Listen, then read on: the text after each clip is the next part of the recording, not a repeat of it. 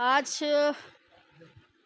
ये मेरा समझिए कि जब आती हूँ बेगूसराय, चूँकि मैं बेगूसराय की हूँ, जिसको बाबू लालू प्रसाद यादव जी, जो ये देश ही नहीं दुनिया के सबसे बड़े समाजवादी नेता हैं और आदरणीय नेता प्रतिपक्ष और राष्ट्रीय जनता दल के राष्ट्रीय कार्यकारी अध्यक्ष तेजस्वी प्रसाद यादव जी और आदरणीय राबड़ी मैडम, जो ये बिहार की प्रथम महिला मुख्यमंत्री राजमाता, जिनके कृपा से मैं एमएलसी बनी और मैं बेगूसराय ज़िला से हूँ, तो आती हूँ तो अपने लोगों के बीच सर्किट हाउस आके मिलती हूँ। आज सभी महिला मेरे पास आई हैं, जिसमें ये रानी राउत और अजय जी के नेतृत्व में यहाँ आई हुई है। देख ही रहे हैं महिलाओं को।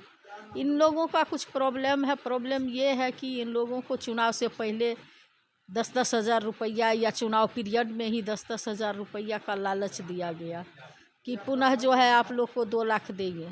बिहार सरकार ने वादा किए और सत्ता में आने के बाद बीजेपी ने सिर्फ ही महिलाओं को ही नहीं ठगे, बल्कि नीतीश जी को भी यहाँ से किक आउट बिहार से करने का काम किया, जो महिलाओं के लिए सोचते थे।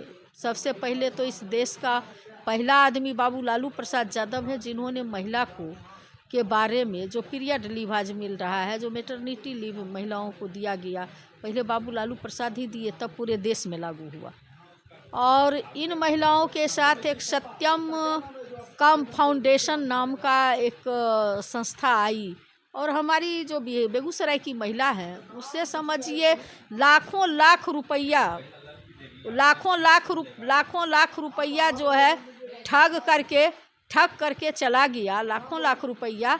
और आज वो न तो कंपनी दिखाई पड़ती है, न कंपनी में काम करने वाले लोग दिखाई पड़ते हैं। हमारी महिला सब काफ़ी परेशान है, चूँकि हस्बैंड जो रुपया इन लोग को घर चलाने के लिए कमा के देते हैं, तो ये महिला बहुत मतलब जिद्दोजहद से अपना मतलब इच्छा मार करके रुपया 2-4 जमा करके इकट्ठा करती है और ये सोच करके भविष्य में हमको काम आएगा, अगर हमारे पास पूंजी रहेगा तो हमको लोन कंपनी देगी। और इनको मिला कुछ नहीं, अपना जो जमा की वो भी लेके भाग गया। वही सब शिकायत हमसे की, तो हमने महिला के सजेशन दिए कि आप 10 महिलाओं का खुद का ग्रुप बनाइए और उसको आगे बढ़ाइए। ढेर सारे सरकार की योजना है, केंद्र में महिला जो आयोग है उनके तरफ से भी महिलाओं को ऋण मुहैया किया जाता है। और कुछ महिला को परेशानी ये है कि जो यहाँ पर उद्यमी योजना के तहत जो उद्योग विभाग में हमारी महिला जो ऑनलाइन किया, ऑनलाइन में करता क्या है कि 5-5 हज़ार रुपया, 3-3 हज़ार रुपया, 3.5 हज़ार रुपया महिलाओं से ठग लिया जाता है कि आपको जो है हम प्रोजेक्ट बना के देंगे, ये करेंगे, वो करेंगे, इतना रुपया दिला देंगे। और इन लोग परेशान है कि उसके बाद कोई सुनने वाला नहीं रहता है। तो यही सब बात लेकर के ये लोग आई कि दीदी हम लोग का कैसे जो है प्रॉब्लम दूर होगा। सो ये लोग हमारे इंतज़ार में थी, बुला रही थी कि हम अपने जो उर्मिला दीदी है उनसे हम शिकायत करेंगे। खास करके रानी राउत ने ही कि बहुत बहुत धन्यवाद है कि ये इतने महिलाओं को संगठन को लेके चला रही है। और ये महिला का संगठन ही नहीं चलाती है कि बहुत काफ़ी एनर्जेटिक है। और ये हमारे राष्ट्रीय जनता दल की एक कद्दावर जो है एनर्जेटिक नेत्री है और इसके नेतृत्व में ढेर सारी महिला है। हम बोले हैं कि आप संगठन को मजबूत करिए और तेजस्वी जी, हमारे आदरणीय नेता तेजस्वी प्रसाद यादव जी जब सत्ता संभालेंगे आज न कल, चूँकि वो हारे नहीं है, आपका वोट कहीं बेकार नहीं गया है, संघर्ष आपका बेकार नहीं गया है। हमारे नेता हारे नहीं है, बल्कि उनको हराया गया है। इस देश का प्रधानमंत्री अपने जो उनका जो तंत्र था मशीनी, जो ईवीएम, उसके द्वारा जो इजाफा इन्होंने किए, इन्होंने जो SIR के मुद्दा पर जो नाम छटनी करने का काम इनके जो चुनाव आयोग हैं उन्होंने जो किए, और चुनाव के पीरियड में जो 10-10 हज़ार, और हमारे आदरणीय नेता पहले बोले थे कि हम सरकार में आएंगे तो माई बहन मान योजना के तहत 2500 प्रत्येक महीना महिला को देंगे और 30 हज़ार एक बार देंगे। तो ये और 200 यूनिट बिजली फ्री कहे थे तो 125 की। हमारे आदरणीय नेता दिव्यांग पेंशन, वृद्धा पेंशन, सामाजिक सुरक्षा पेंशन बोले थे कि हम 400 के जगह पर 1500 देंगे, लेकिन आनंद फानन में 1100 लागू किए।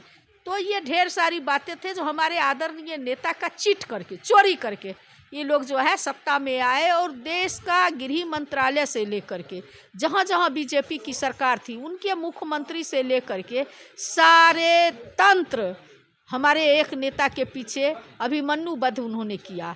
तो इतिहास हमेशा अभिमन्यु को याद करता है, गौरवान्वित होता है। हमारे आदरणीय नेता को पुनः जो है यहाँ के लोग, बिहारी लोग जो आज गुजरात से चला रहे हैं रिमोट पे बिहार की सत्ता, बीजेपी वाले बैसाखी के सहारे, केंद्र का भी बैसाखी के सहारे यहाँ भी, तो आज जो है आज जो है लोग पछता रहे हैं और पूरे ताकत के साथ बाबू तेजस्वी प्रसाद यादव जी अगला जो चुनाव आएगा उसमें पूरे ताकत के साथ लोग मजबूती से उनको साथ देंगे और अपने नेता को बिहार को गद्दी संभालने का मौका देंगे, बिहार को मुख्यमंत्री बनाएंगे। सवाल बन गया मैडम, पूरा समझ आना था, इस पे आपका क्या नजरिया है? देखिए, जो बीजेपी का जो सोच है, ये बाबा भीमराव अंबेडकर के संविधान को मानने वाले लोग नहीं हैं। ये बहुजनों की पार्टी नहीं है। ये जो है बाबा भीमराव अंबेडकर के जगह पर ये जो मोहन भागवत है आरएसएस के, जो उनका रहनुमा बीजेपी कोई पार्टी है? बीजेपी को तो रिमोट मोहन भागवत के पास है। ये एक संस्था चला रही है इसको, और वो लोग जो है गोवलकर को मानते हैं, पंच ऑफ थॉट को लागू करना चाहते हैं, मनुस्मृति को लागू करना चाहते हैं। कहाँ हमारे अंबेडकर के संविधान को मानते हैं?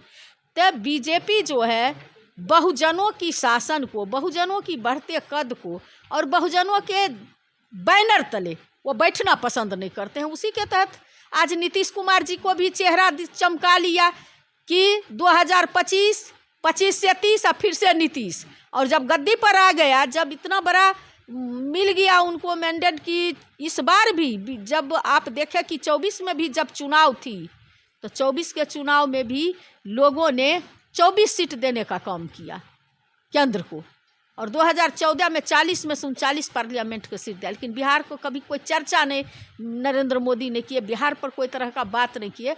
इसलिए बहुजन का नेतृत्व बर्दाश्त नहीं किए, इसीलिए नीतीश जी को ये आउट करके खुद गद्दी संभालना चाहते हैं। विशेष बेगूसराय वासी के लिए क्या कुछ कहना चाहिए? बेगूसराय वासी को मैं यही कहूँगी कि चाहे यूनिवर्सिटी, दिनकर यूनिवर्सिटी का सवाल हो, चाहे बेगूसराय को परमंडल बनाने का सवाल हो, हम लोगों का मांग है कि बेगूसराय को परमंडल बनाया जाए वर्तमान सरकार से। हम लोगों का मांग है कि बेगूसराय ज़िला में दिनकर यूनिवर्सिटी हो, और बिहार का जो फैक्ट्री लगाया गया, यहाँ जो बिहार के प्रथम मुख्यमंत्री थे श्री कृष्ण बाबू के द्वारा, उस फैक्ट्री में आज जो है जो भी लेबर काम करने वाले हैं वो तराही माम है। आपने देखा कि किस